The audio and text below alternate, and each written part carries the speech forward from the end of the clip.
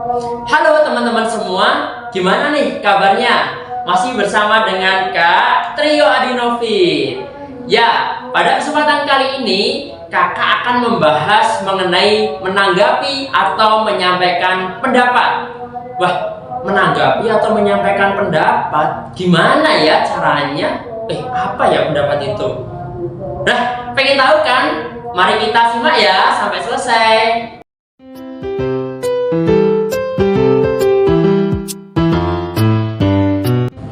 Halo teman-teman semua.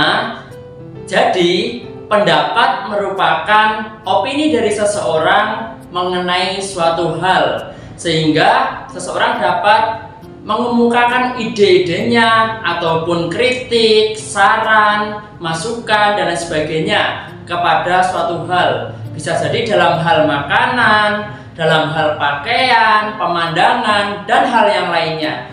Sehingga pendapat dari setiap orang pastinya berbeda-beda ya teman-teman.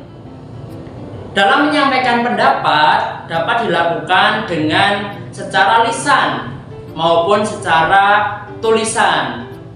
Menyampaikan pendapat dengan secara lisan dapat dilakukan dengan menyampaikan pendapat secara langsung, jadi dengan berbicara secara langsung.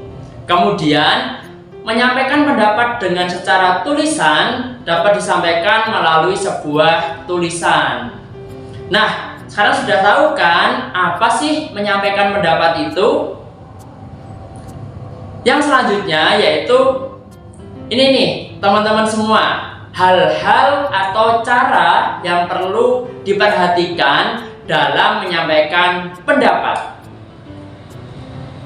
Hal-hal yang perlu diperhatikan dalam menyampaikan pendapat yaitu yang pertama, menyampaikan pendapat sesuaikan dengan tema yang ada, atau istilahnya sesuaikan dengan pembahasan yang ada, sehingga dalam menyampaikan pendapat tidak keluar jalur dari pembahasan yang sedang dibahas. Yang kedua, dalam menyampaikan pendapat kita tidak boleh memotong pembicaraan orang lain, sehingga dalam menyampaikan pendapat sebaiknya ketika kita sudah dipersilahkan, misalnya itu ketika di dalam sebuah forum atau mungkin dalam kelas dan lain sebagainya. Yang ketiga yaitu dalam menyampaikan pendapat kita harus menggunakan bahasa yang sopan dan santun, sehingga dalam menyampaikan pendapat tidak menyakiti orang lain. Dalam menyampaikan pendapat kita berpendapat secara netral, istilahnya secara objektif dengan fakta yang ada. Jadi, itu adalah beberapa yang perlu diperhatikan ya teman-teman. Kemudian, bagaimana sih cara menyampaikan pendapat? Nah, untuk kata-kata dalam menyampaikan pendapat, kita bisa mengawalinya dengan menurut saya.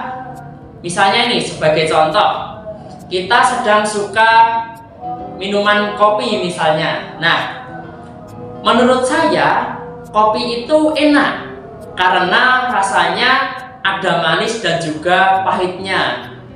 Itu misalnya tentang kopi. Kemudian ketika kita di dalam sebuah forum misalnya menentukan suatu pilihan di dalam kelas. Misalnya teman-teman di dalam kelas sedang akan melakukan wisata bersama. Nah, namun di dalam kelas itu ada dua pendapat. Yang satu pengen ke wisata A dan yang satunya pengen pergi ke wisata B. Nah, ketika kita menyampaikan pendapat, kita dapat menyampaikannya dengan menyampaikan serta alasannya. Jadi, misalnya, menurut saya tempat wisata yang sangat bagus untuk kita tuju yaitu tempat wisata A, karena wisata A mungkin lebih menarik atau mungkin harganya lebih terjangkau dan lain sebagainya.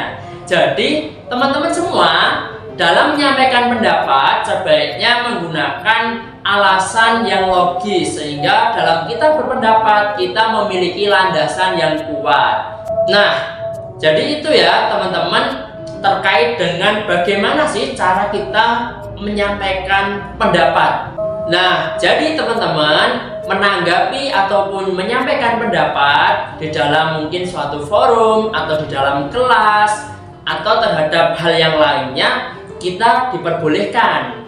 Yang terpenting dalam menyampaikannya kita menggunakan hal-hal yang perlu diperhatikan tadi, seperti konteksnya, kemudian tata caranya, kemudian kita menggunakan bahasa yang baik dan sopan, dan beberapa hal yang perlu diperhatikan tadi. Jadi jangan takut untuk berpendapat ya, karena berpendapat dapat melatih pemikiran kita sehingga kita bisa lebih kritis lagi, seperti itu.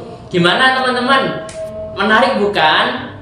Nah, setelah ini teman-teman bisa belajar nih terkait bagaimana cara menyampaikan pendapat. Dipraktekkan ya di rumahnya masing-masing atau mungkin di kelasnya masing-masing bersama teman-temannya. Terima kasih. Sampai jumpa kembali teman-teman semua.